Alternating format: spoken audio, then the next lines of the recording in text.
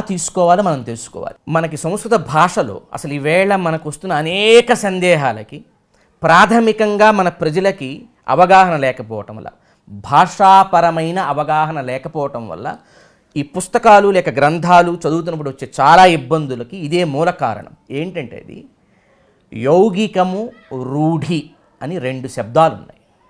యౌగికము, రూఢి. అంటే రూఢి అంటే ఒక శబ్దం దానికే వర్తిస్తుంది, ఆ శబ్దంతో ఇంకొక దాన్ని మనం పలకకూడదు. అట్లాంటి శబ్దాలను రూఢివాచకము అంటారు. దీన్ని ముఖ్యవాచకము అని కూడా అనవచ్చు. ఇక యౌగికము అంటే ఆ శబ్దం చాలామందికి వాడచ్చు. అది ఒక ప్రొనౌన్ లా అనుకోవచ్చు మనం అర్థం అవడానికి. అతడు, ఆమె అంటే అతడు ఎవరైనా కావచ్చు, ఏ పురుషుడైనా అతడు కావచ్చు, ఏ స్త్రీ అయినా ఆమె కావచ్చు. కానీ అదే లక్ష్మి అన్నాం అనుకోండి, అది ఒక వ్యక్తిని చెబుతుంది కదా, అది రూఢి మనకు అర్థం అవడానికి.